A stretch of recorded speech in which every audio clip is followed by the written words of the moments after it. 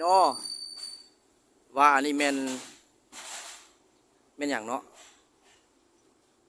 นี่เป็นทางเข้าเนาะต้นไม้ก็ขึ้นแล้วอันนี้แม่นอย่างเป็นไผ่หู้แน่แต่ว่าสาเห็นนี่มันเป็นบังเกอร์เนาะเป็นม่องที่ว่าสมัยสงครามทหารเขาจะอยู่กันเนาะ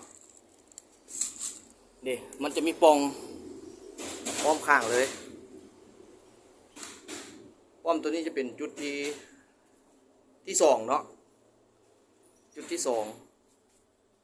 จากที่ว่า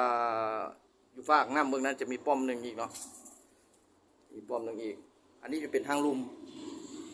จะเป็นทางลุ่มเด้อ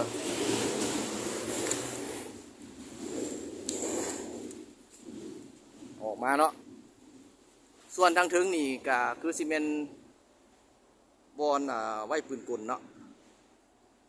บอลไว้ปืนกลอยู่ทางถึงนี่นะมาเอาสิพาขึ้นไปทางเบื้องทางถึงสิพาไปขึ้นเบื้องทางถึงเด้ออย่างปีนขึ้นไปอันนี้เป็นสั้นหนึ่งเนาะโอ้เล็กนี่ถือว่าพวกเขาขี้เมียงเนาะเป็นเล็กดีลายเป็นเล็กดีลายต้นไม้ก็จะขึ้นอ้อมเต็มไปแล้วเนาะเอามีแต่ใบไม้เนาะเดี๋ยวอันนั้นจะเป็นขัวเนาะจะเป็นขัวนี่จะเป็นแปดเหลี่ยม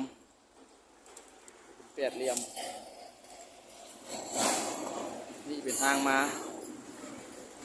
ผู้ใดพอหู้ในนอกว่าอยู่ใส่เนาะหลังจากนั้นเอากระสีลงไปทั้งลุมแล้วไปพายทั้งนาเพิ่งสูงเติบได้นี่สูงเติบได้นี่เป็นปลาไปแล้วเนาะ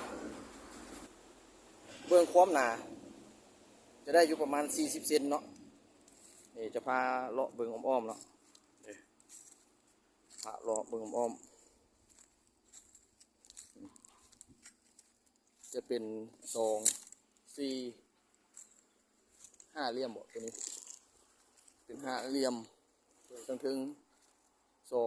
4 6เป็น6เหลี่ยมบน8เหลี่ยมเนาะจะมีนั่นเบิดเลย